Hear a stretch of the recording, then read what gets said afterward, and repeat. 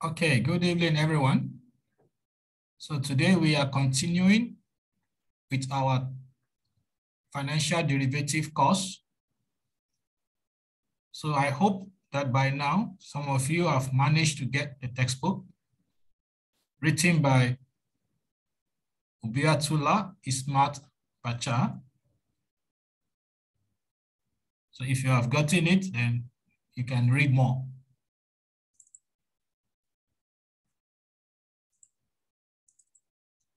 So today we are looking at the second part of the forward and future markets, pricing and analysis.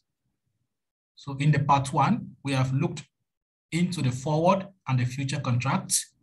We looked at the mechanism of the future contract. And I also told you to take note of the key terms, for example, long position, short position. So I remember I told you that long position is synonymous with buying, while the short position is synonymous with selling. So when you take a long position, you're actually buying the asset. And when you take a long position, you are buying the asset. When you take a short position in the future contract, you are selling the future contract.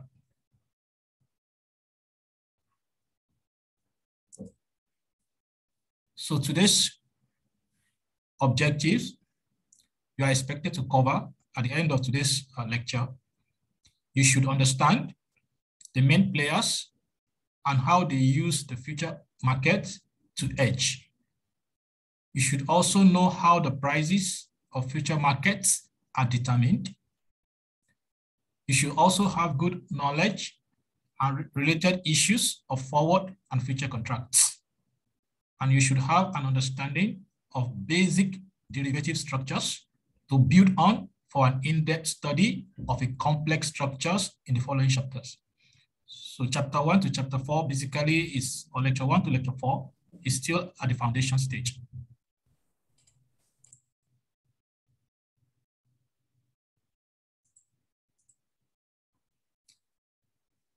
So who are the players? Who are the players in the future market? So every market has players, those who participated or those who make the market to be functioning. So in the context of the future market, one of the key players is the hedgers. So as the name suggests, these hedgers, they focus on hedging their risk.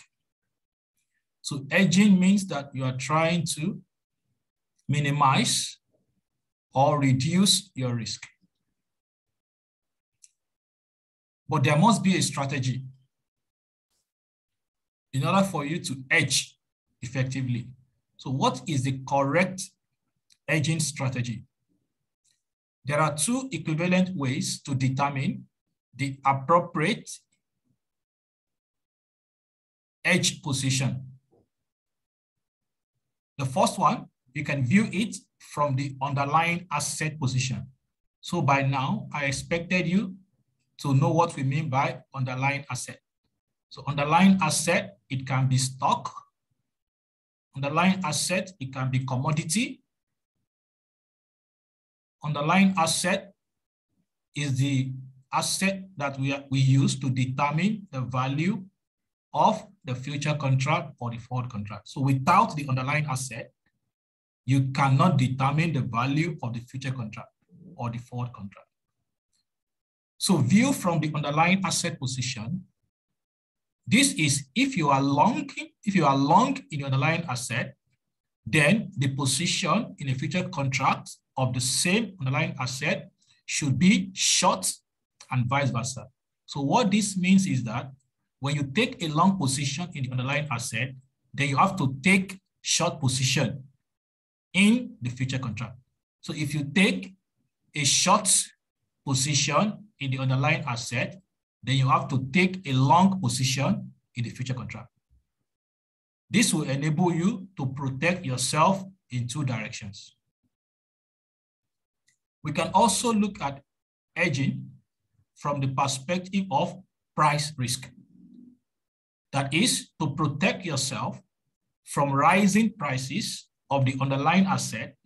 You need to do long the future contract. In other words, buy the future contracts. To protect yourself against falling prices, what you need to do is to short the future contract.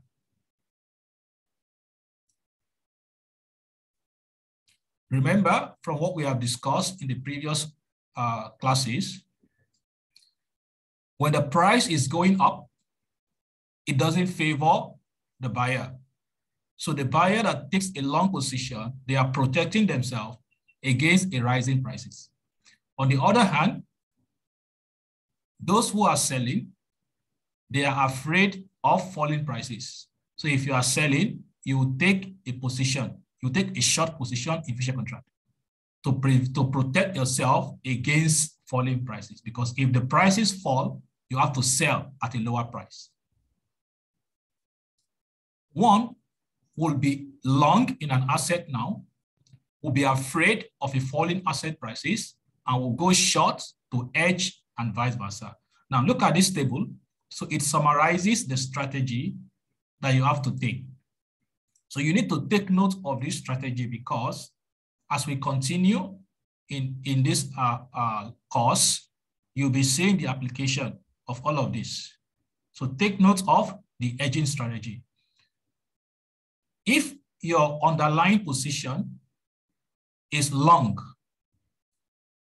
your potential risk will be that if the price falls, let's say you take a long position, you are afraid that prices will go up.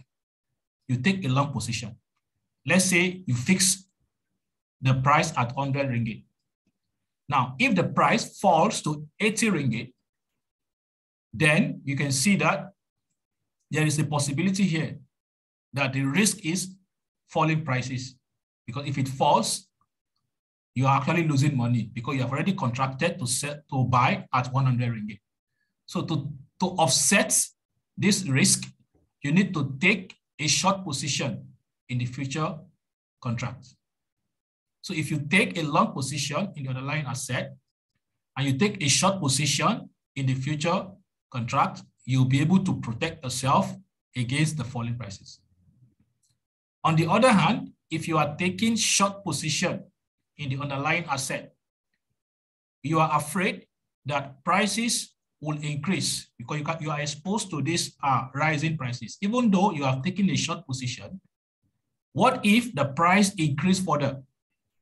You will not be able to sell at a higher price because you've already contracted to sell at 100. So to protect or to hedge yourself against the rising prices, you can take a long position in the future contract. So this is a strategy that is used to do effective hedging. If you don't apply it correctly, you will run into serious losses. And this is one of the reasons why using the right strategy created problem in the 2008 financial crisis. And a lot of people, they blame financial derivatives. Why some argue that it is not, the problem is not because of financial derivatives, it is because of the application of the wrong strategy. So financial derivative is still good, but if you apply it wrongly, it can create problems for you. Another type of players in the future market is called the arbitragers. Now, these arbitragers, they use derivatives to engage in arbitrage. So what is arbitrage? Arbitrage or arbitrage is the process of trying to take advantage of price differentials across different markets. So take note of the keywords, take advantage of price differentials across different markets. Now, arbitragers, what they do, they closely followed quoted prices of the same asset or instrument in different markets. Why are they doing this? They are looking for price divergence. They are looking for price differences. Should the divergence in prices be enough to make profits, they will buy in the market with a lower price and sell in the market where the quoted price is high. So you can see the price differential here. So they constantly monitor the prices of asset. And immediately they see that prices is low in one market, immediately they buy. And before you know it, they quickly sell in the other market where prices are high. So they take advantage of mispricing across different markets. Since all financial markets are integrated via computer networks, arbitrage boils down to hitting the right keystrokes. So these arbitragers, they don't need to travel. All they need to do is to sit on the computer, look at the prices in the different market. With just a click, they already settle the deal. So it is very easy to do arbitrage.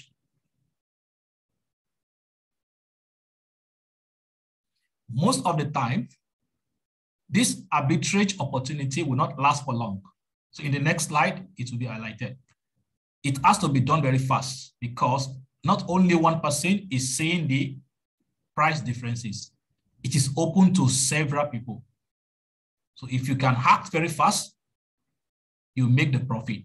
If you delay, before you know it, somebody else has taken the profit. So arbitrage opportunities can quickly disappear. First, it requires quick actions. You have to act very fast. Sometimes delaying by 2 minutes, you may lose the opportunity. So quick means very quick action. That is why you see some arbitragers, they don't even sleep. They keep their eyes open just to look for opportunities between two different markets. Banks utilize computers that are programmed to track in real time prices in different markets. They also identify arbitrage opportunities and use the right, I see the keyword, use the right arbitrage strategy. So even if you are able to see differences in the market, you still have to apply the right strategy. Buy low, sell high.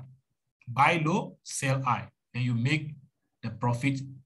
The differences between this buying and the selling price will give you your profit. Since the underlying asset is the same, a given pricing relationship should hold between the spot and the futures. So the spot price is the price today. The futures price is the price in the future. But there is a condition that makes the spot price and the future price to be the same. So later on in the subsequent slides, you will see this condition. Only one condition, and it only happened one time. Once this pricing relationship is violated, a riskless arbitrage is possible. So the arbitrage strategy for spot future mispricing are, take note of this, for if the futures contract is overpriced relative to the spot, what you need to do is to take a short position in the future contract and take a long position in the spot market or contract. On the other hand, if the futures is underpriced relative to the spot, what you need to do is you need to long the future contract. That is, you buy the future contract and you short the spot contract. So you can see that overpricing here means that it favors the seller. If you take a short position, you'll be making sufficient gain. But if the futures is underpriced relative to the spot, it is better to take a long position because you'll be buying cheap the future contract. These third players, very dangerous. Speculators. So speculators is another main players in the future market. Now take note of what they do. They are players who establish positions based on their expectations of future price movement. Now, these speculators, usually they are experts, they are experienced, and they can use their experience to know in advance what the direction of the prices of the asset will look like.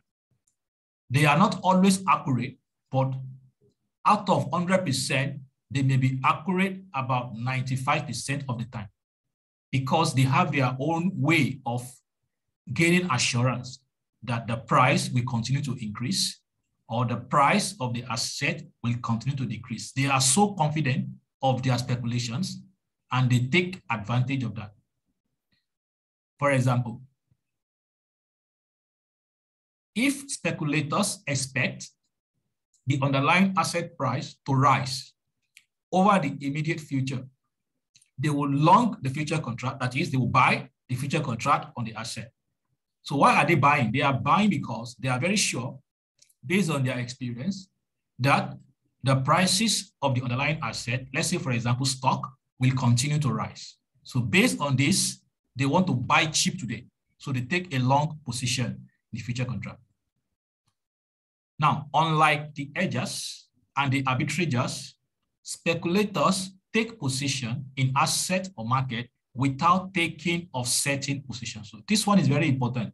It's very important because the speculators, they only take one position. Either they want to buy today or they want to sell today. They don't take two positions simultaneously. They only take one.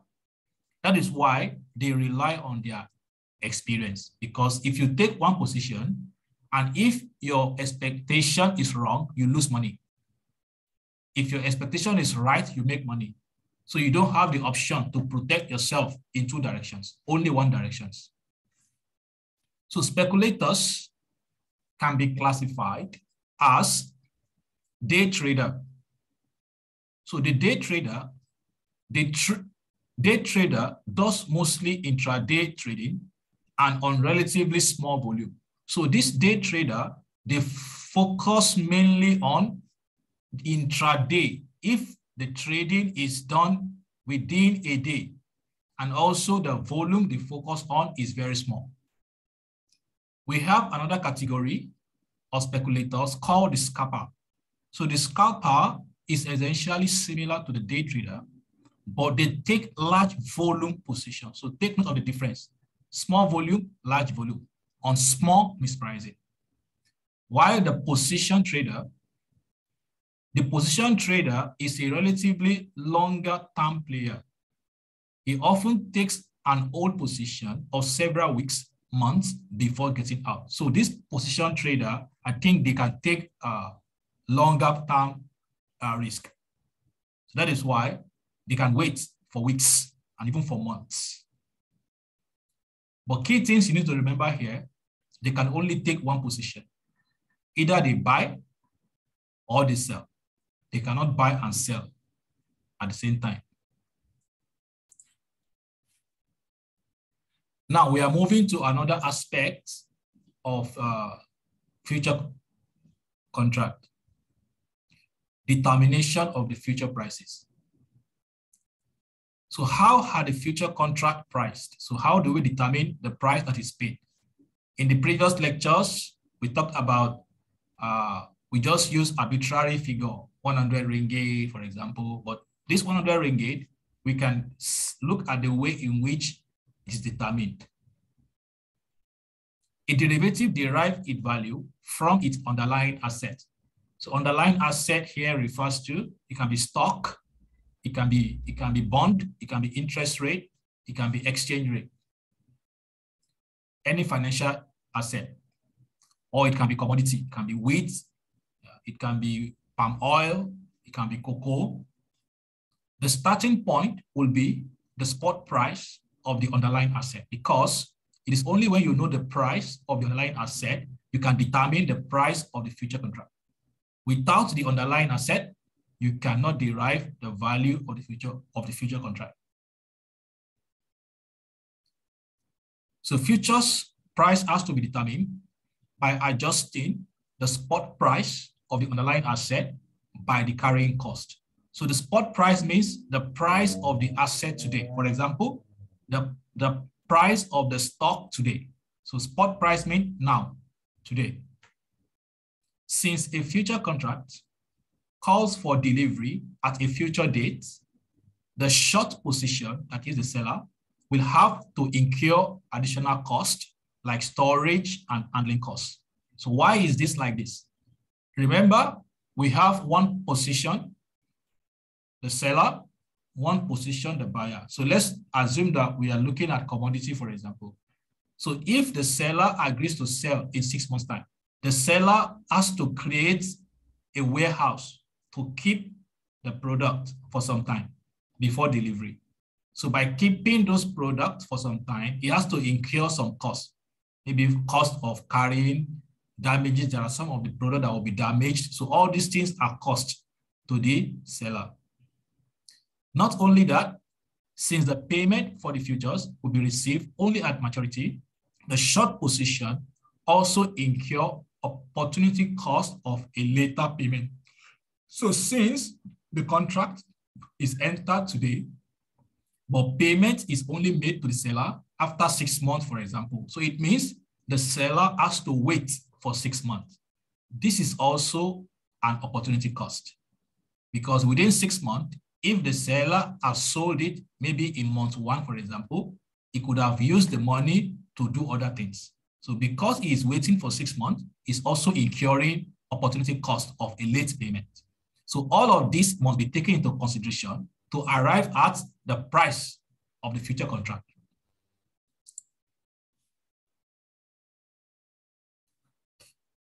With the stated logic in the previous slide, the price determination of futures is based on the current spot price of the underlying asset adjusted for cost. Adjusted for cost. So we have talked about the managing cost and the handling cost. We have talked about the spot price, the price today. So it is a combination of the spot price and the adjusted cost that makes up the price of the future contract.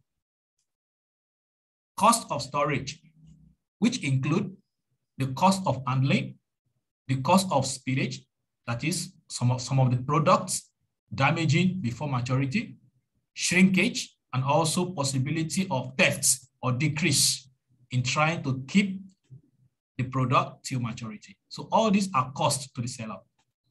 So the opportunity cost of having to receive payment only at maturity of the future contract is also a cost to the seller. So this price needs to adjust for convenience yield. So what is convenience yield? So convenience yield refers to any benefit that could accrue to the short position, that is the seller, from holding onto the spot asset until maturity. So the seller, for him to get a fair price, he has to factor in all these costs to receive a fair price at the time the contract is entered into. Okay, so this equation is very important. So I will ask you during the test. This is very important. Cost of carry model. So cost of carry model, this equation summarizes the relationship between the future price of a contract and the spot price. Now, if all of this equals to 0, it means that the future price will be equals to the spot price. So this only happens at maturity. Only at maturity will the future price equal to the spot price, whereby all of this is irrelevant. But between month 1 up to the 6th month, the prices of the future contract will be different from the prices of the spot contract. So FT, bigger T, equals to future price for a contract with maturity to T. Small t equals to today, big T equals to maturity. So XO is the current spot price of the underlying asset, the price of the asset today. RF is the annualized risk-free interest rate, being the proxy for the opportunity cost of later payment. So the cost of delayed is captured by this risk-free rate. C is the annualized storage cost in percent. Take note of this in percent. There's a reason why I underline, because last time when I gave the test, some people forget to convert this storage cost into percentage. As a result, the answer was wrong.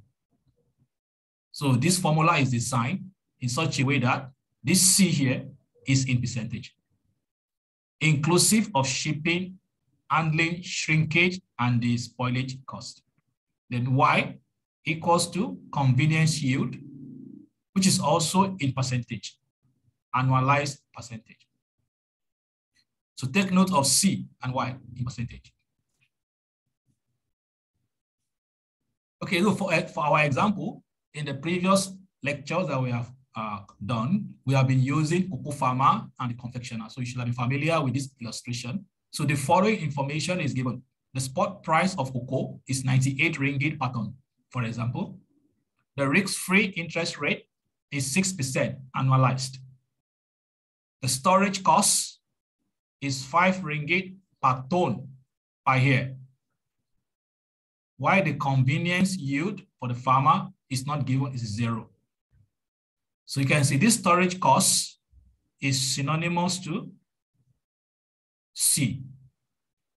You can see that it was given in Naira. Can you see? It's given in Naira. So some student, last time, they just give me as Naira. They forgot, even though I emphasized that it has to be converted to percentage, because the design of this formula, it captures this C in percentage form. And that is why I put in percentage. So if you do the mathematics, you substitute all of this value into this equation, you will arrive at 1030. So later I will show you how to key in all this value. So the correct price of a 180-day, 6-month future contract, according to the cost of carry model, is 103.60. Now take note of days and months. Sometimes the question will give you 180 days. Sometimes it will give you 6 months. Now, if we use month or if we use days, it will give you about the same thing. So let's look at it. Okay, now it will not be clear yet. So let me show you the next slide. Now, take note of this 0.5 here, TY. Remember, TY is T today versus T maturity. So how did they get this 0.5? 6 divided by 12. 6 divided by 12, you get 0.5. So if you want to use days, 180 divided by 360, you still get 0.5. So this is 98. You can see 1 plus risk-free rate in percentage. You can see the convenient yield, 5 divided by 100, 0.05. Some people just put 5 here, so the answer was wrong. So I want you to try, see whether you can get roughly 103. So if you have your calculator with you or your calculator, I think your calculator can do it, but your phone may not be able to. So anyone can try, see whether you can get this 103. I think they approximated it. I think 103.2 something. I think they approximated. So if anyone can get it, you just indicate it by saying that you get it. So I'll be sure that someone has gotten it. So we can move to the next slide.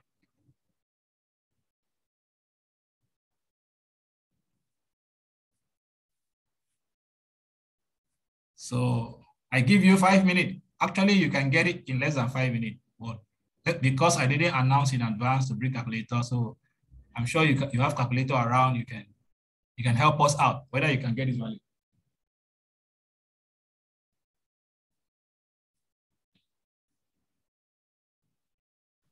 Doctor, how do you get the 0.0.5?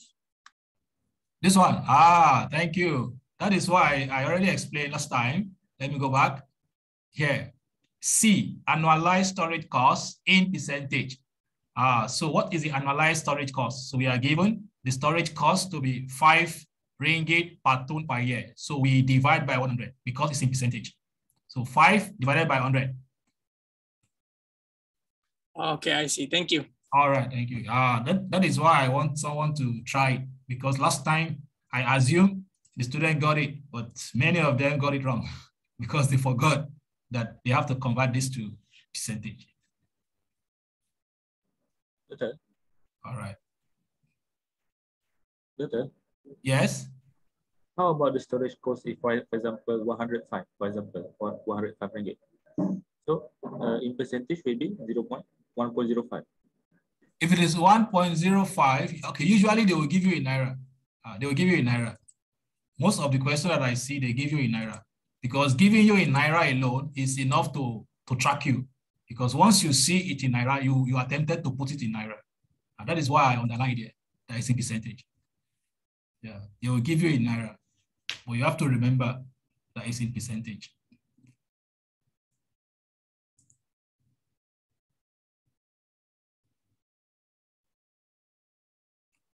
But this one can change. Okay, one more thing again. I think this can change. This 0.5 is not fixed. Sometimes it can be 0.25, depending on what you are given. Let me see the question. The correct price of 180 days, 6 months. So this one they give 6 months. If it is 3 months, of course, 3 months will not be the same. 3 divided by 12 will be something different, maybe 0.25. So it depends on the duration given. So but I remember last time that I gave this question, the student thought that the 0.5 is already fixed. So they just put 0.5 there, not knowing that it changes whether the contract is 3 months or 6 months or 1 month. So if it is 1 month, 1 divided by 12. If it is 2 months, 2 divided by 12.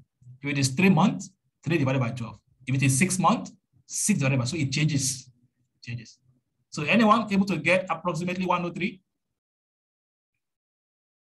Remember, you have to add this one first, BODMAS, bracket of division multiplication. So you have to do the one inside first. Then after you do the one inside, you raise to the power of this. Only then you multiply by this. If you multiply straight away, it will be wrong.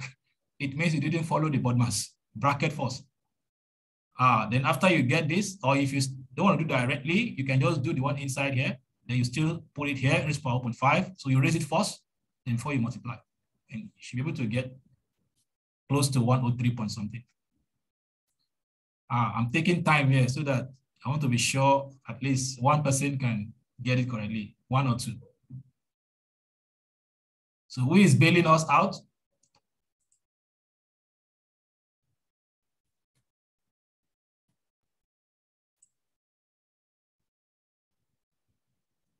So I'm still waiting for one person who has gotten the answer.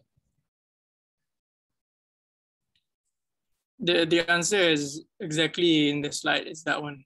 All right. Okay. Thank you very much. Well, last time I checked, I think they approximate. It is not exactly like this, but if you take it, all right. Thank you. So I assume if others too try later on, you can get the answer correctly. Okay. Okay. What is the issue? There are some problems in future trading. So one of these issues, that is things you need to take note, convergence. So I already mentioned it. If you look at this formula, it is difficult for the future price and the spot price to be the same. As long as we have some values inside this bracket, the future price can never be the same as the spot price. But there's only one time that we have the same value for the spot price and the future price. And the future contract and the spot contract, or future price and the spot price. So it only happens at maturity. Convergence property states that the price of a future contract on the day of its maturity must equal the spot price of the underlying asset on that day. The price of the future contract on the day of its maturity only on this date must equal the spot price of the underlying asset on that day. The logic is that on its maturity day, a future contract is essentially a spot asset since there are no carrying costs or convenient yield. So on the day of the maturity, only on that day, the spot price, because the future becomes spot price on that day, only on that day.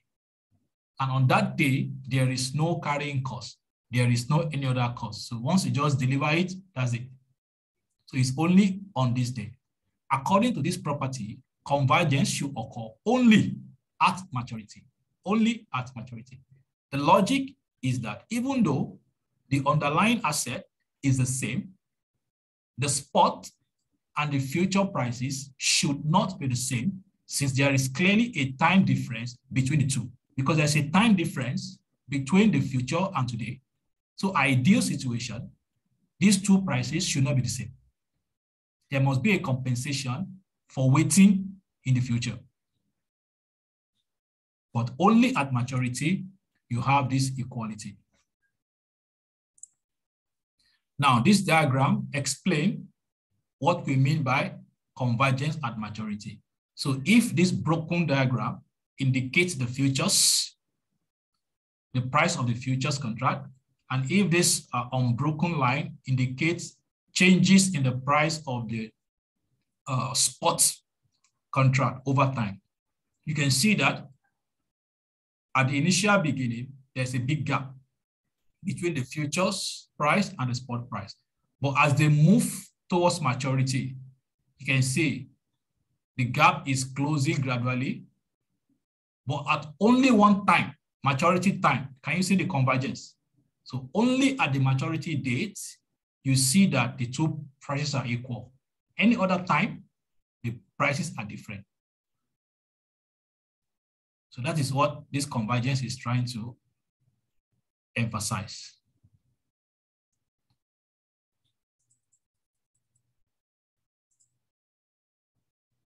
Another issues in the future trading is what we call the basis and the basis risk. So this basis and the basis risk is the difference or spread between the futures and the spot prices. It's often known as the basis. Going by equation, carry cost model, the one that we looked at in the previous slide, the basis should equal the net carrying cost. So basis risk can be thought of as tracking error. Such a tracking error happens when there are mismatches. So because of mismatch between the futures and the spot price, then we can have a basis point. So we have different types of mismatches. We have asset mismatch. So asset mismatch means that when underlying asset of the future contract and the spot is different, there will be asset mismatch. Let's say, for example, the underlying asset for the spot is interest, while the underlying asset for the future is the stock. Then there will be asset mismatch. There can be maturity mismatch. That is, a maturity mismatch happens when the hedging horizon does not match contract maturity. That is, maybe the contract maturity is 6 months, for example, and the other party wants to hedge for just 3 months. Then it doesn't match because 6 months is different from three months. So there is maturity mismatch. Another mismatch is called quantity mismatch or contract size mismatch. So a quantity mismatch might mean that either you over hedge or you under hedge, because when you hedge effectively, you purchase the right quantity to hedge. But if you over hedge, it can create a mismatch. If you under hedge, it can also create a mismatch. So these mismatches create opportunity difference. There will be a difference, and to create a basis risk to capture this difference. That is why they call it a tracking error.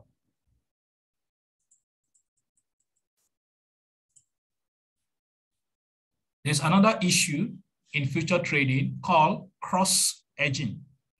Cross-hedging. So cross-hedging refers to the use of a future contract with an underlying asset different from that of the asset to be hedged. So in this case, the underlying assets are not the same. In most of the future trading or future contract, the underlying asset tends to be similar, except in rare cases. So whenever the underlying asset is not the same, it creates opportunity for cross-hedging. So cross-hedging happens when the underlying asset does not have a future contract. So let's say the underlying asset, let's say it's the stock, there is no future contract on that stock. So this creates cross-hedging opportunity. So instead of leaving the position on hedge, organizations or companies, they will go for a future contract which has the highest correlation with the underlying asset. Remember, the concept of derivative, sometimes it works with the assumption of same underlying asset, except in rare cases. So in a situation whereby one of the asset has no future contract on it, you need to take a position. But this position that you are taking, you will look for an asset that has high correlation with the underlying asset. So this is not so easy, but with experience, you can easily track an asset that will be highly correlated. So whenever an asset is highly correlated with the underlying asset, it means that they are the same. For example, if you have two variables, x1, x2, if the correlation between x1 and x2 is 0.95, for example, what it means is that either you use x1 or you use x2, they are the same, because they are almost the same thing. So if you can find an asset that is highly correlated with the underlying asset, then it can be used. Since almost no two asset return could be perfectly correlated, cross-hedging will always be exposed to some degree of basis risk. You can see that even though you are looking for asset that is highly correlated with the underlying asset, it is difficult to find exact 1.00. So because of this problem, there will always be some risk in trying to do cross-hedging. And this created what we call some basis risk opportunity. Another issue in future trading is the issue of leverage and transaction costs. So leverage and transaction costs has important meaning in the future derivative contract. So future contracts and derivatives in general, they have lower transaction costs.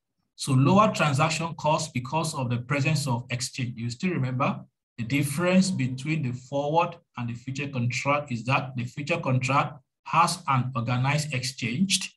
It has a standardized product, and the cost incurred by both parties is very minimal, especially if the exchange is actively involved. The seller and the buyer don't need to know each other. If you still recall the diagram I showed you in either lecture 2 or lecture 3, we see that all the risk was taken by the exchange. So transaction cost is very minimal for future contract. For example, in Malaysia, transaction cost of using stock market and index futures is substantially lower than the spot market. So later on, we will look at index future contract. So index future contract is just an extension of future contract, but index means more than one. So future contract refers to one. So index here means more than one, but the whole principle is still the same.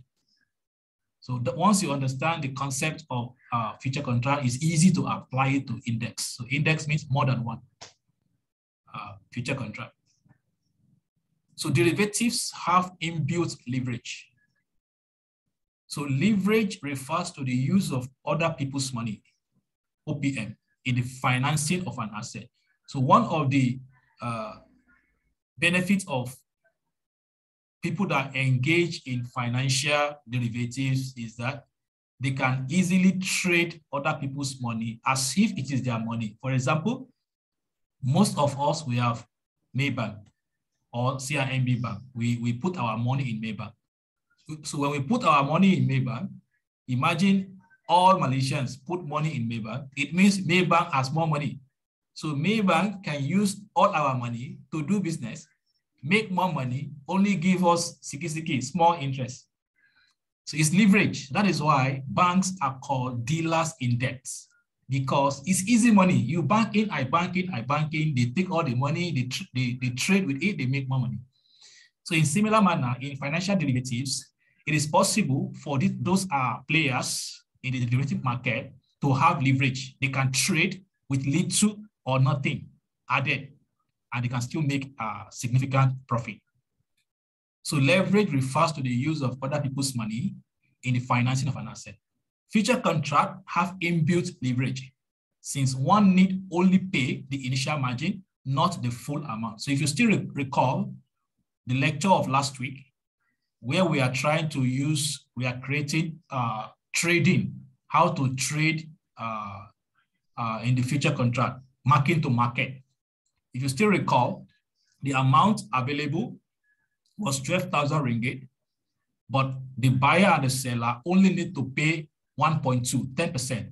So instead of paying 12,000 ringgit, before you can start trading, you only pay 10%, which is 1,002. So with 1,002, you can actually start to do the future trading, and you can actually make significant profit. So you can see, so by doing this, they are actually leveraging because they are only using small amount of ringgit to start the trading activities. They could have paid 12,000. So that's the concept of leverage in financial derivatives.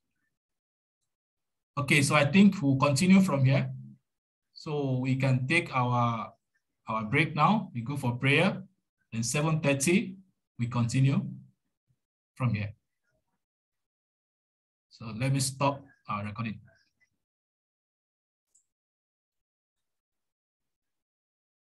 Pause.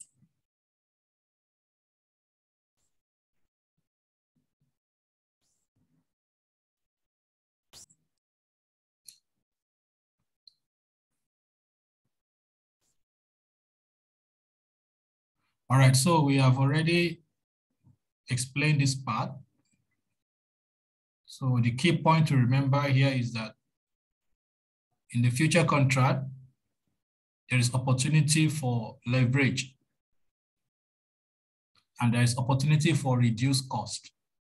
So, and I explained that the reduced cost is as a result of the role played by the exchange. They take all the risk to themselves.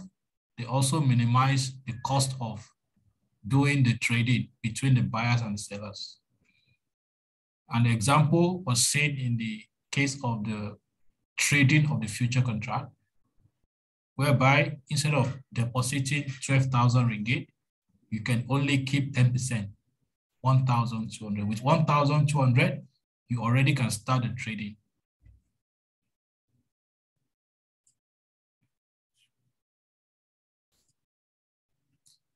There is also margin and the leverage factor.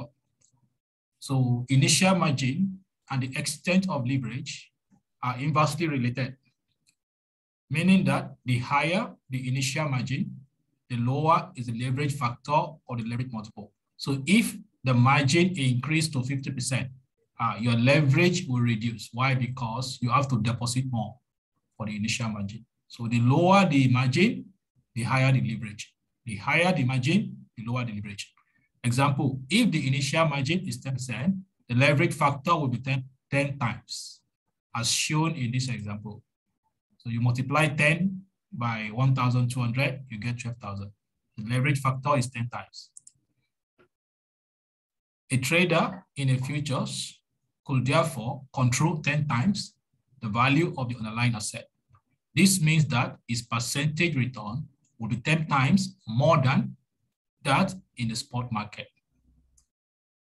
To control speculative activity, the exchange can increase the initial margin. Remember that there are speculators in the market for future contract. So these speculators and arbitragers, sometimes they take opportunity of the mispricing in markets to profit. So in order to minimize the available leverage they have to take advantage of this mispricing, the exchange can increase the initial margin. So when the exchange increases the initial margin, they can lower the excess profit that can be made by the arbitrators and the speculators. There exists a trade-off for exchange. While raising margins, they can also affect the speculative activity. It will at the same time also hurt edgers. So, but in trying to control or to increase the margin, they will be indirectly affecting the edgers as well. So there's a trade-off. You reduce because speculative is considered to be destructive, because too much speculation in the market, it can create financial crisis. But if you are trying to minimize the available fund available for speculative activity, you are also hurting those who are genuinely trying to hedge their risk. Exchanges now use another method to solve this problem. They call it risk-based margining. So what is risk-based margining? Where a future contract is designated to have risk-based margining, the exchange is allowed to increase margin at times of abnormal volatility in the underlying asset. So you can see that increasing the margin helps to stabilize the underlying asset in the market. Without opportunity to increase the margining, abnormal volatility can cause financial crisis, serious financial crisis. And this was also part of the problem in 2008. Those that were using derivatives, especially in the housing estates, they were just taking excessive risk. And this excessive risk created serious abnormal volatility in the market. Probably if they have increased the margin, it would have helped to reduce the volatility. Unfortunately, everybody was busy making money, and eventually the bubble burst and the whole market collapsed. In one country, spread to other country very fast, very fast. Another issues in the future trading is the issue of contango and normal backwardation. These two concepts, they are different, but you have to take note of the differences in their explanation or in their definition. Contango and backwardation refer to the pattern of price between the spot and the future contract. So you must remember, contango and the normal backwardation, they are related to prices. Prices between what? Between the spot contract and the future contract. So take note of the difference now. When the future price is higher than the spot price and the distance futures contract have higher prices than the nearby contracts, the prices are said to be contango formation. So contango formation is linked to higher prices of the futures higher than the spot price. Backwardation, on the other hand, is the opposite situation. Backwardation occurs when the future price is lower than the spot price, higher, lower, and the distance futures are priced lower than the nearby futures. You can see future contract, the price are set, spot price and the distance future contract have higher prices. So in this case, lower prices than the nearby future contract. So if you can define this, you can easily define this because this is the opposite of backwardation, is the opposite of contango formation. So you remember this, you can easily define this. So such formations are formed due to expectations. So expectation means, are you expecting the price to continue to increase in the market, or you expect the stock price to continue to decline? Example, when the market expects increased supply of a commodity in the future or decreased demand, one will see backwardation. So forces of demand and supply give rise to this backwardation and contango formation.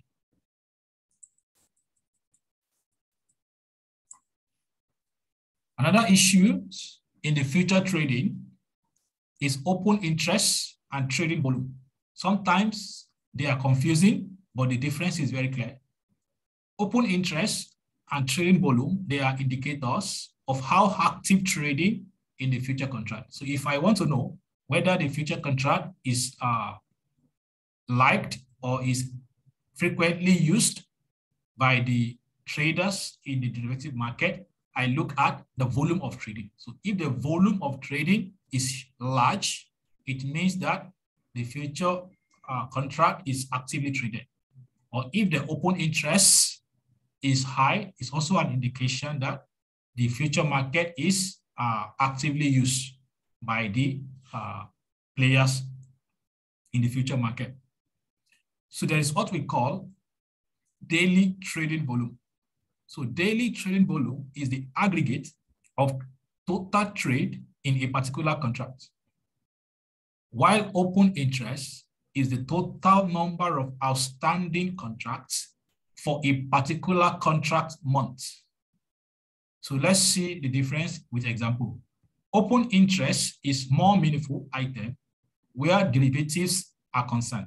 For example, let's say week 1, trader A long the contract. So long means buy. Trader A buys the contract, while trader B goes short, sell the contract. Short here means sell the contract. The trading volume, in this example, the trading volume rises by 2 because we have trader A, trader B, since there are 2 transactions. However, the open interest only increases by 1. Why? Because open interest is 1 since it is measured from either the total of long position or total of short positions. So in terms of the position taken by these 2, it is 1, whether it is buy or sell. So buy is 1, sell is 1. So open interest is considered 1. So let's see week 2.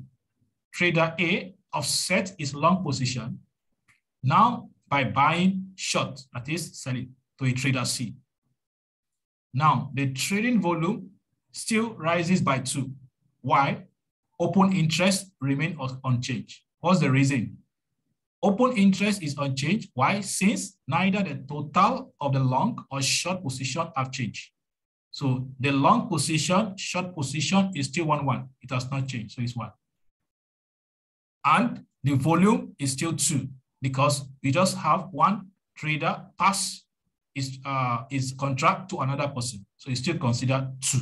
That is why it is still rises by 2. Only change A to C, that's all. It's still 2.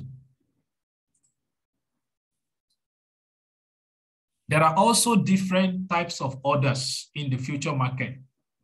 So one of the orders is called price-related orders. Another one is called execution-related orders, while the third one is called time-related orders. Now, these orders, they are instructions that must be followed by the players in the market. Price-related order, for example, we have market order. Under the price-related order, we have market order. So it requires the broker to buy or sell at a prevailing market price. So this means that the broker is only guided by the market price.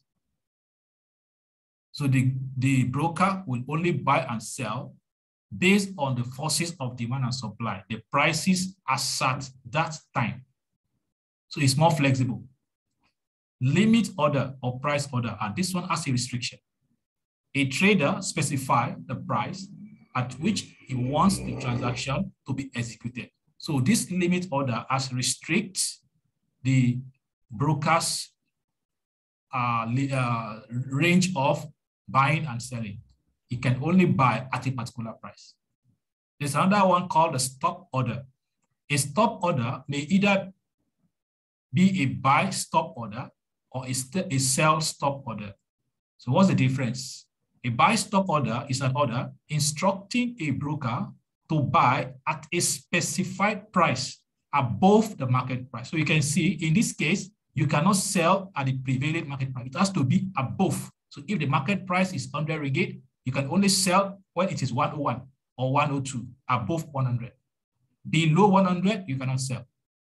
A sell stop order is where a trader instructs the broker to sell at a price lower than the current market price. So if the price is less than 100, for example, supposing the market price is 100, then you can sell. So you can see that the market order is most flexible because the broker will use his discretion to buy or sell based on the market prevailing as at that point in time. Then we also have execution-related order. Execution-related order, we have different types. It can be market if touched order, MIT. So an MIT order is a specific order to a broker to buy or sell if and only if the market price hits a certain price. So this one is very restrictive. Only if the market price hits a particular number, then you can buy or sell. For example, suppose I place an MIT order to buy June CPO at 980 ringgit. The broker will do nothing until the market price of June CPO futures hits 980. Then it will start to fill my order. So it has to be at this price. Below or above, it cannot buy. You can only buy at the exact price stipulated. Then we have market on close or market on open orders. What's the difference? A market on open order is an instruction to a broker to either buy or sell at the market opening price. So it has to be the opening price of the market.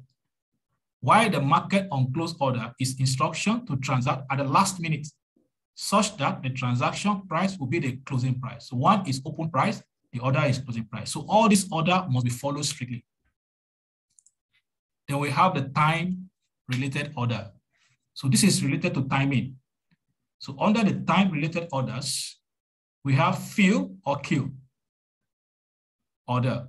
A fill or kill order is an instruction to a broker to either buy or sell immediately. As you can see, this one has to do with time. It has to be bought or sold immediately. If not, you cancel the order. Then we have GOC, good till cancel order. So a GOC remains active either until it is filled by the broker or is canceled by the trader. So this one, there is only possibility of the broker keeping the order until it is filled. Alternatively, he has to cancel it. Then we have one cancel the order. An OCO order is used when a trader wants to cash a price breakout on either side.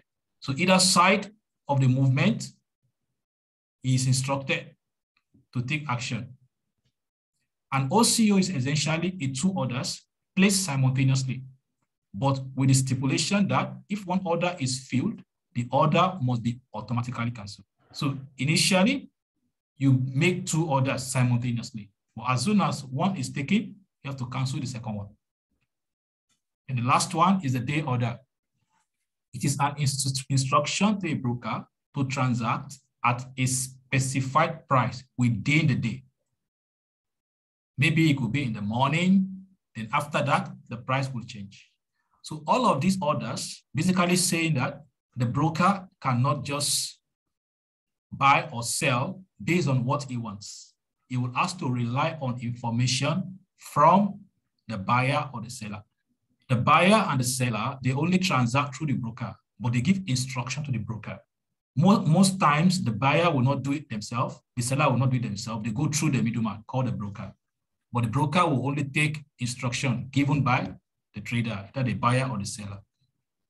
All right, so any question from this part? So we have looked at types of orders.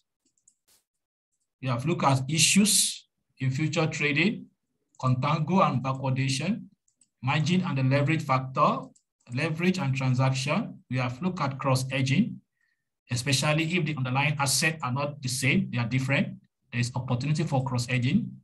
We have looked at basis risk, which created a tracking error as a result of differences or spread between the futures and the spot price. We have looked at convergent property. The future price and the spot price converges to equality only at maturity. Beside that, the prices are not the same. So we have also looked at cost of carry model. And I emphasize that even though the cost of storage is in Naira, we enter it in the form of percentage. In the form of percentage, not in the form of Naira.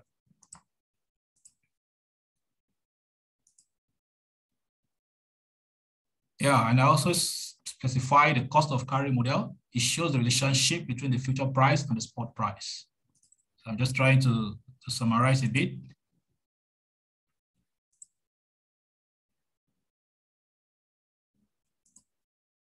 Okay, then the main players, one of them is speculators, and they can come in different form.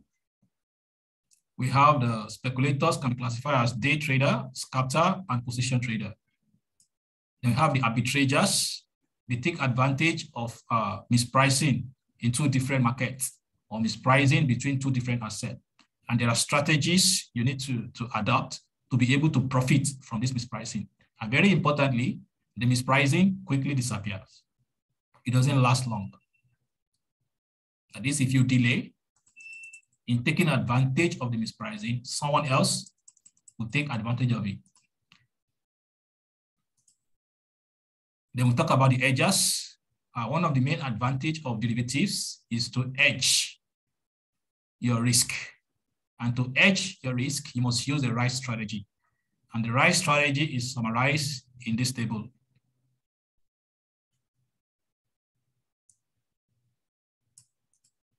Okay, so I think that's all. So any question?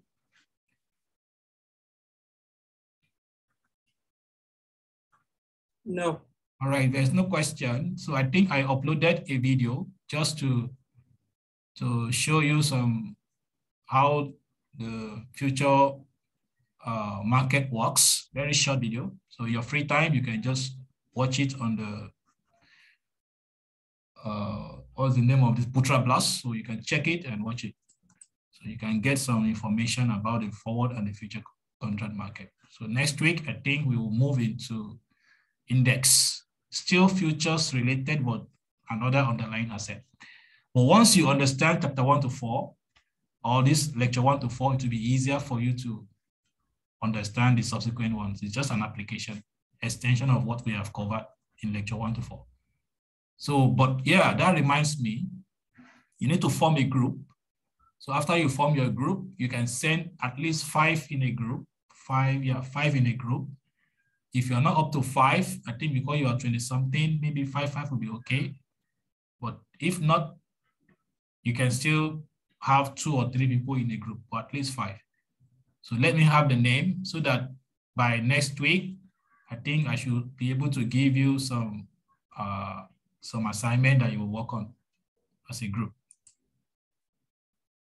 So if I forget, I will not forget anyway, but if I forget, you remind me that I said I will give you assignment.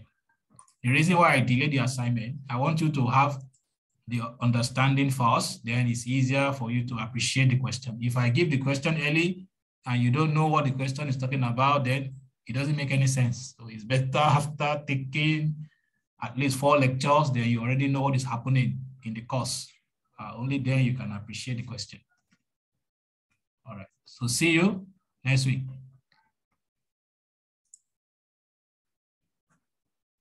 Thank you, Doctor. Okay, Doctor. Thank you. Thank you, Doctor. Thank you, Doctor.